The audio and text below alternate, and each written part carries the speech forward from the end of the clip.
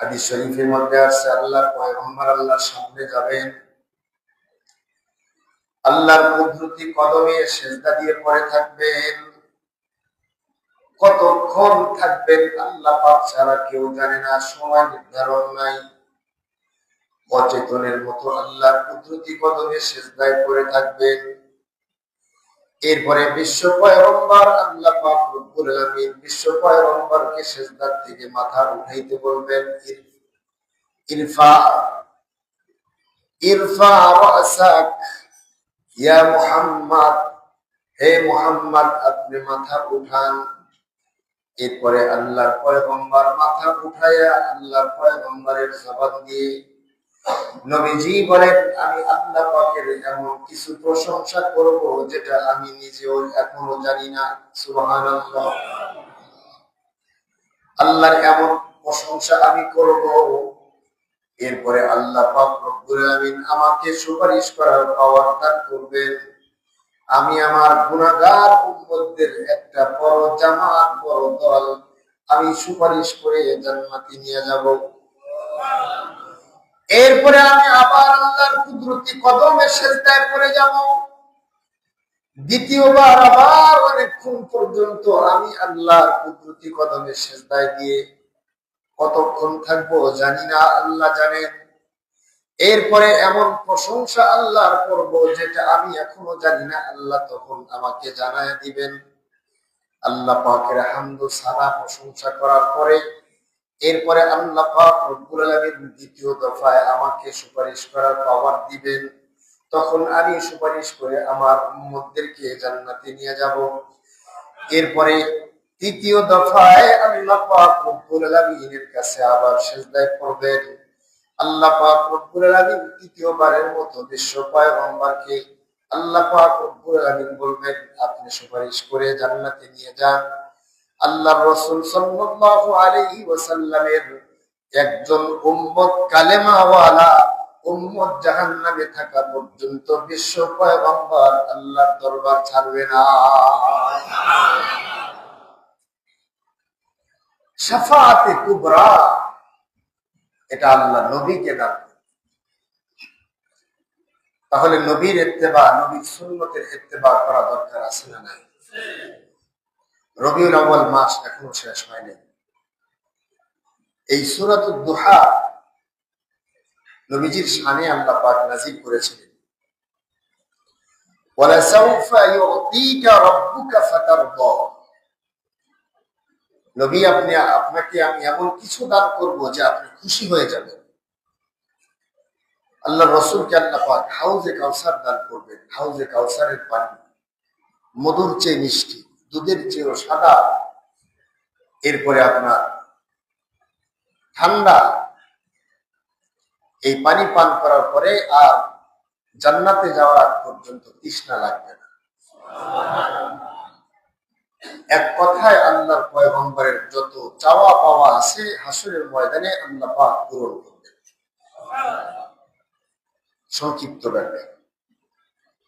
এরপরে আল্লাহ বলেন, আলাম ইয়াজিদকা ইয়াতীমান ফাআওয়া, নবীকে স্মরণ করিয়ে দিচ্ছেন, আলাম ইয়াজিদকা ইয়াতীমান ফাআওয়া, আপনি কি ইয়াতীম ছিলেন না? এরপরে আমি আপনাকে সুন্দর জীবন দান করেছি, জীবনের ব্যবস্থাপনা আমি আল্লাহ দান করেছি আপনাকে। ইয়াতীমদের জীবনে অনেক দুঃখ থাকে, ইয়াতীমদের সমাজে মাথা উঁচা করে দাঁড়ানোর শক্তি থাকে না, সব জায়গায় তুচ্ছ-তাচ্ছিল্য হয়। কিন্তু ইতিহাসের পাতায় এমন কোন ইতিহাস নাই যে আমার আপনার রাসূল পয়গম্বর ইয়াতীম হওয়ার পরে কোন জায়গায় লাঞ্ছিত হয়েছে।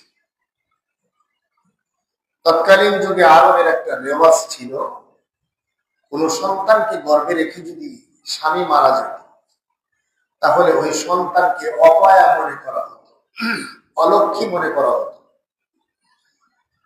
এজন্য ওই গর্ভধারিণী মাকে তার বাবার বাড়িতে পাঠিয়ে দেওয়া হতো, শ্বশুরালয় থেকে, যে তোমার গর্ভের যে সন্তান এটা অপায়া, অলক্ষী, অকল্যাণকর।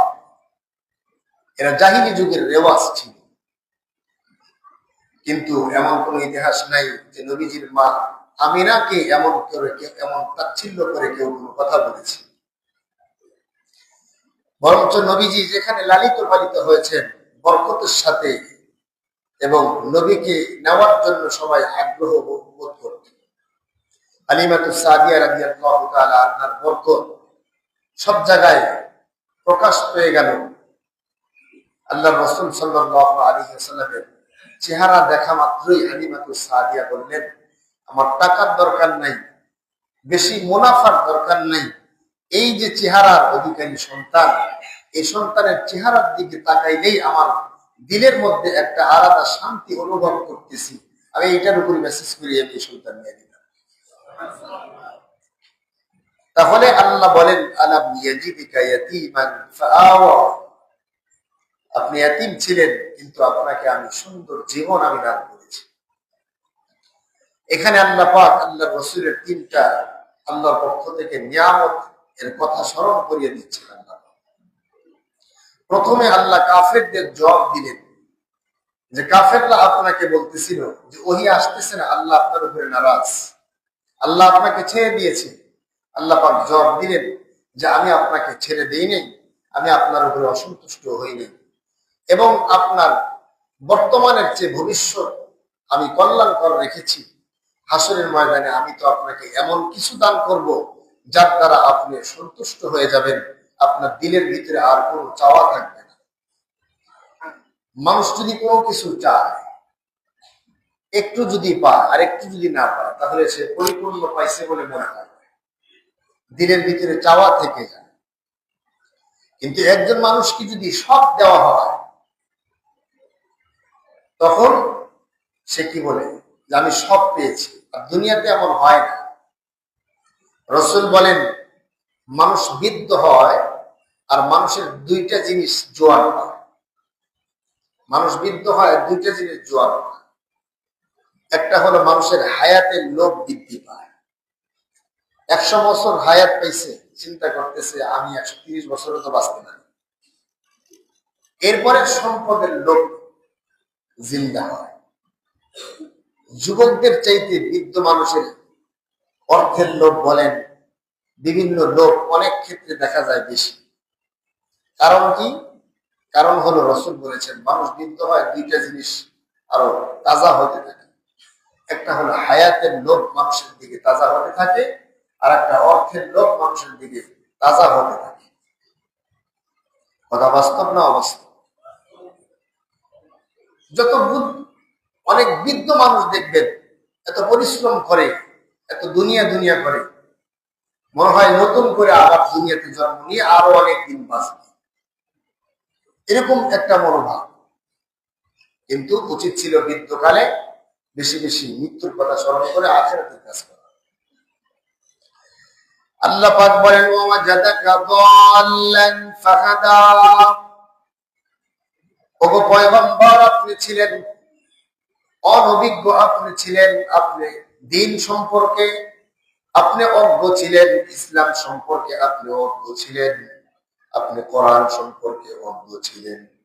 ফাহাদা, আমি আপনাকে হেদায়েত দান করেছি, আমি আল্লাহ আপনাকে পথ দেখিয়েছি।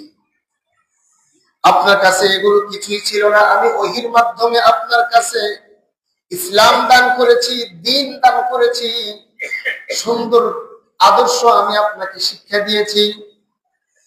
এরপরে আল্লাহ বলেন, ওয়াজাদাকা আইলান ফাআগনা, আপনি ছিলেন নিঃস্ব, আপনার কিছুই ছিল না। ফাআগনা, আমি আপনাকে সমৃদ্ধি দান করেছি, আমি আপনাকে প্রাচুর্য দান করেছি।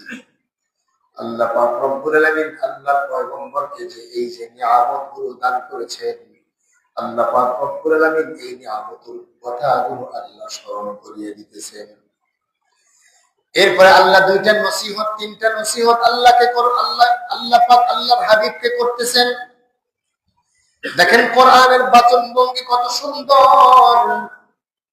আল্লাহ পাক রব্বুল আলামিন আল্লাহর হাবিবকে তিনটা আশ্বস্ত করলেন যে আমি আপনার উপরে অসন্তুষ্ট নয়, আপনাকে ছেড়েও দেই নাই, এরপরে আপনার বর্তমানের চাইতে ভবিষ্যৎ সুন্দর। এরপরে আমি আপনাকে এমন কিছু দান করবো যাতে আপনি সন্তুষ্ট হবেন। এই তিনটা হলো সুসংবাদ আল্লাহ পাকের পয়গম্বরকে দিলেন। কোরআন কত সুন্দর। এরপরে তিনটা নিয়ামতের কথা আল্লাহ উল্লেখ করলেন।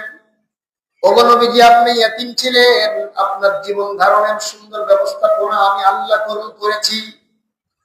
মক্কায় কোন কাফের মুশরিকরা পর্যন্ত আপনার উপরে চোখ রাঙায় কথা বলতে পারে নাই, এমন লোক আমি সেট করে দিয়েছিলাম। আবু তালেবের দিলে আপনার মহাব্বত দিয়েছিলাম, আব্দুল মুত্তালিবের দিলে আপনার মহাব্বত দিয়েছিলাম। এরপরে আল্লাহ পাক বলেন, আপনি ছিলেন অনভিজ্ঞ, আপনি ছিলেন অজ্ঞ, আমি আল্লাহ আপনাকে জ্ঞান দান করেছি, আমি আপনাকে হেদায়েত দান করেছি। এরপরে আপনি ছিলেন নিঃস্ব, আমি আপনাকে প্রাচুর্য দান করেছি। তিনটা নিয়ামতের কথা আল্লাহ পাক বললেন।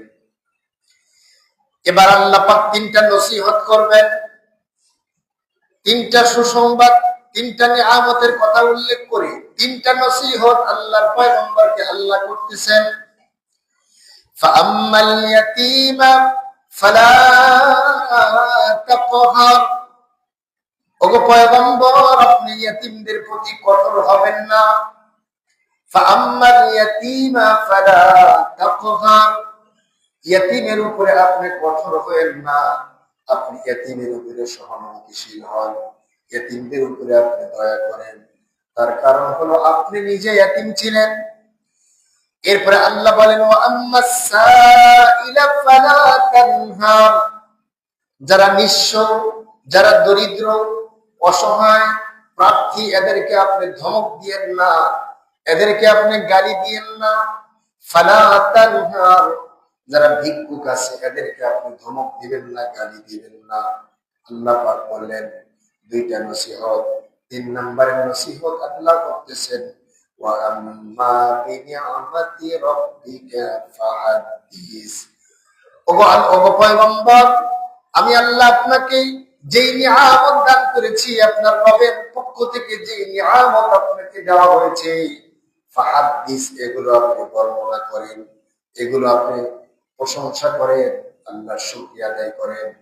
আল্লাহ পাকের নিয়ামত আল্লাহ যাদেরকে দেয় ওইটার শুকরিয়া আদায় করা, চরণে শুকরিয়া আদায় করা, বলাতে শুকরিয়া আদায় করা, বাচনে শুকরিয়া আদায় করা, ভঙ্গিতে শুকরিয়া আদায় করা। আল্লাহ পাক রব্বুল আলামিন বিশ্ব পয়গম্বরকে এখানে তিনটা নসিহত করলেন। এই তিনটা নসিহত আমাদের জন্য। কথা বলেন ঠিক না ব্যাঠিক? হাসরের ময়দানে জাহান্নামীরা জাহান্নামে যাবে, জাহান্নামীদেরকে জিজ্ঞাসা করা হবে, তোমরা এখানে কেন আসছো? মা সালাকাকুম ফি সাকর, জাহান্নামীরা বলবে, ক্বালু লাম নাকু মিনাল মুসাল্লিন, আমরা নামাজ আদায় করি নাই। লাম নাকু মিনাল মুসাল্লিন ওয়া লাম নাকু নুতঈমুল মিসকিন, আমরা ইয়াতীম মিসকিনদেরকে খাবার খাওয়াই নাই, আমরা মিসকিনদেরকে খাওয়াই নাই, দান করি নাই। ওয়া কুননা নাখুযু মা'আল খায়িদিন, যারা সমালোচনা করেছে তাদের সাথে আমরাও সমালোচনা করতাম। সমালোচনা করার সময় একটু চিন্তা করতাম না, সমালোচনায় মেতে উঠতাম। ওয়া কুননা নুকাদ্দিবু বিয়াউমিদ্দিন, এবং উলামায়ে কেরামদের থেকে নসিহত শুনতাম, কোরআনের বাণী শুনতাম, হাসরের বয়ান শুনতাম, আখিরাতের বয়ান শুনতাম, কিন্তু এগুলাকে মিথ্যা মনে করেছিলাম, এগুলাকে মিথ্যা হিসাবে আমরা চিনেছিলাম, বিশ্বাস করতাম না অন্তর দ্বারা। এরপরে হাত্তা আতানাল ইয়াকিন, এমন ভাবে কি হয়েছে, এই এমন অবস্থায় আমাদের মৃত্যু হয়েছে, আমরা তওবা করার সুযোগ পাই নাই। তাহলে জাহান্নামীদের কাজ কয়টা ছিল? তারা নামাজ আদায় করে নাই, তারা ইয়াতীমদেরকে খাবার খাওয়ায় নাই, ইয়াতীমের উপরে সহানুভূতিটা দেখায় নাই। এরপরে তারা সমালোচনাকারীদের সাথে সমালোচনায় মেতে উঠেছে। এরপরে তারা আখিরাতকে মিথ্যা মনে করেছিল। এই কাজগুলা যারা করবে তাদের ঠিকানা হবে কোথায়? জোরে বলেন, জাহান্নাম। সুতরাং নামাজ না পড়ে জান্নাতে যাওয়ার কি কোনো অবকাশ আছে? আছে নাকি? জান্নাতে যেতে হলে নামাজ অবশ্যই পড়তেই হবে।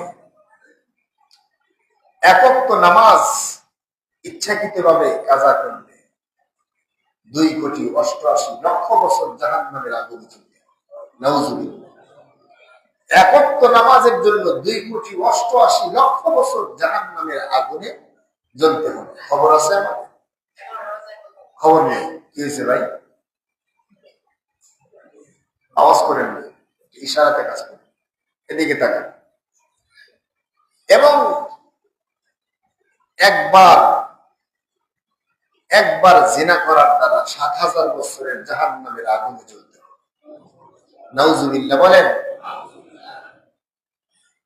একবার যদি আমরা হারামে লিপ্ত হয়ে যাই তাহলে 7,000 বছর জাহান্নামের আগুনে জ্বলতে হবে।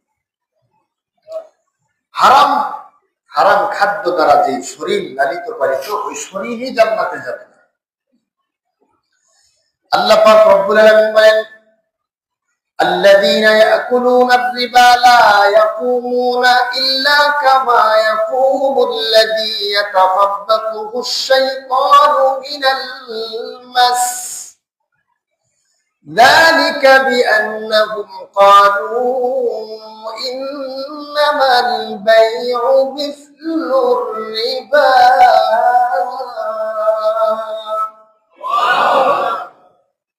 আল্লাহ পাক রব্বুল আলামিন এখানে হালাল হারামের গুরুত্বের কথা বলেছেন। যারা হারাম খায় তারা এটাকে হালালি মনে করে।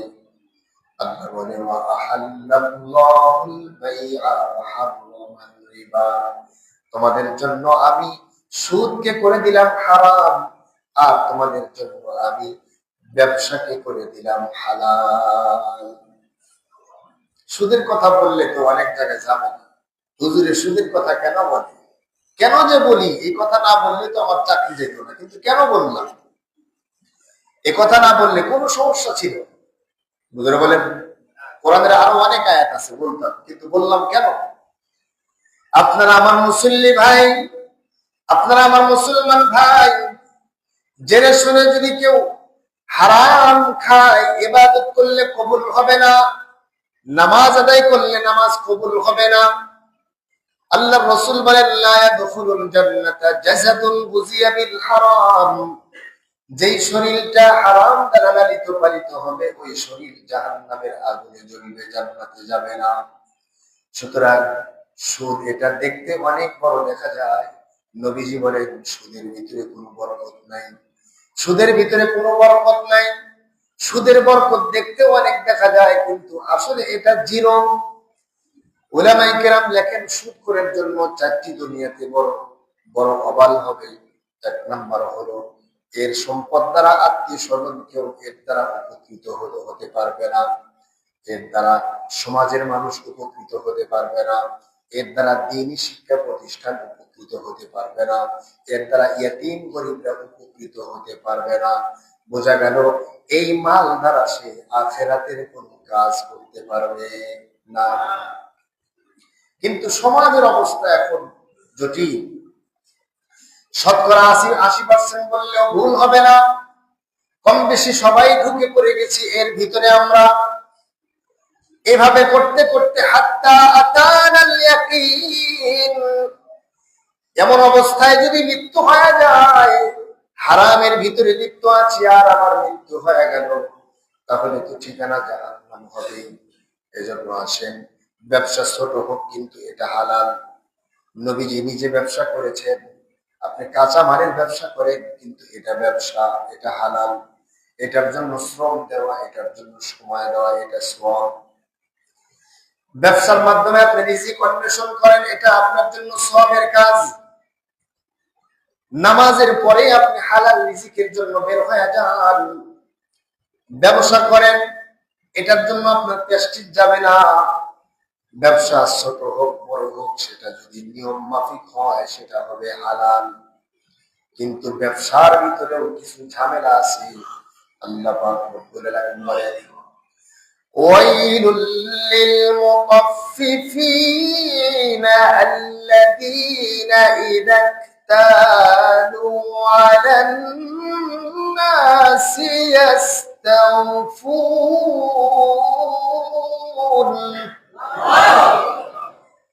আল্লাহ বলেন ওয়াইলুল লিল মুতাফফিফিন, ধ্বংস তাদের জন্য, ওই সমস্ত ব্যবসায়ীদের জন্য ধ্বংস যে সমস্ত ব্যবসায়ী নেওয়ার সময় বেশি নেয় কিন্তু দেওয়ার সময় মাপে কম দেয়। আছে না? নেওয়ার সময় এক পাল্লা ভারী নেয়, দেওয়ার সময় এক পাল্লা কম দেয়। গোশতের ব্যবসায়ী যারা আছে, গোশত ব্যবসা করে, বিশ্বাস করা যায় না, ওই পাল্লা নিচে ম্যাগনেট লাগায় রাখে। অনেক সময় দেখা যায় ব্যবসায়ী কসাইদের সাথে ঝামেলা হয়, কি হয়েছে, মাপে কম দিচ্ছে, 4 কেজি নিচ্ছেন, 1/2 কেজি কম দিয়ে দিচ্ছে। কয়দিন আগে গোস্ত কিনছি, মানে এটা বলতেছি এই জন্য যে এরকম হয়, 4 কেজি গোস্ত নিয়েছে, ভাই দেন। এমন জায়গায় গোস্তটা রাখছে, নিচে ছিল প্রায় 1 কেজি তেল। হুজুর আপনারা কি খারাপ দিন, বাসায় নিয়ে মানে জাল করে সব হলো তেল। এখন যেই কাজের জন্য নিছি সবাই আমার কয় এই মন্দিরিতে কাম, আর পরে কি বইলে লাভ আছে? আগেই তেল রেখা লাগে, ওখানেই গোস্তটা দিয়ে রাখে। গোস্ত ব্যবসায়ী মনে করতেছে হুজুর খেলে আমাদের ওয়াজ করতেছে। সব জায়গায় সব ব্যবসায়ীর ভিতরেই এরকম দজল ফজল আছে না? এই ভেজাল করা যাবে? তাহলে ওয়াইলুল লিল মুতাফফিফিন, আল্লাহ বলছেন তার জন্য ধ্বংস। ধ্বংস অনেক দিক থেকে হতে পারে। আপনি ব্যবসা করে উন্নত হতে পারবেন না, এটাও হতে পারে। আপনি ব্যবসা করবেন কিন্তু সন্তান মানুষ হবে না, এটাও হতে পারে। ব্যবসা করবেন কিন্তু সংসারে শান্তি থাকবে না, এটাও হতে পারে। এজন্য আসেন, হালাল ভাবে ব্যবসা করলে আস্তে আস্তে উন্নতি হবেই হবে।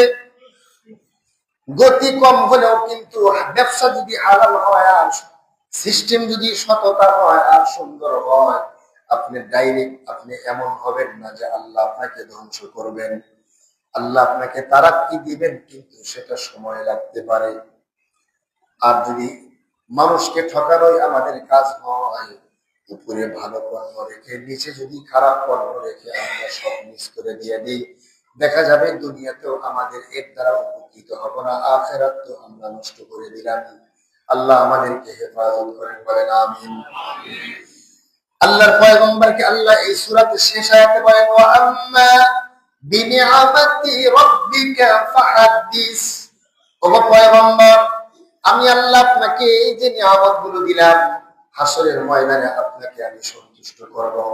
আমি আপনাকে নিয়ামত দিলাম, আপনি এতিম ছিলেন, আপনাকে জীবন দিয়েছি আমি। আপনি নিঃস্ব ছিলেন, আপনাকে ধনী বানায় দিয়েছি আমি। আপনাকে এই যে নিয়ামতগুলো দিয়েছি, এই নিয়ামতগুলোর কথা আপনি বর্ণনা করেন, আপনার রবের শুকরিয়া আদায় করেন, কৃতজ্ঞতা বর্ণনা করেন।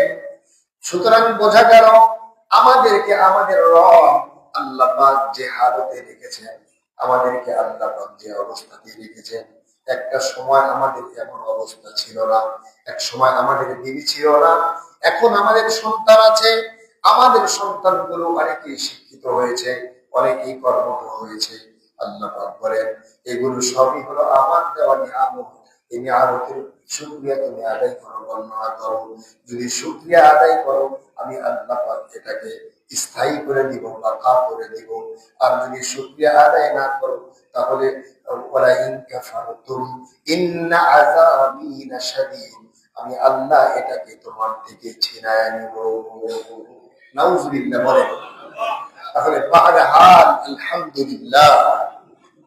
আল্লাহ আপনি আমাদেরকে বেশি বেশি কৃতজ্ঞতা আদায় করার তৌফিক দান করেন, বলেন আমিন। এই সূরার একটা ফজিলত আপনাদেরকে শোনায় দিই।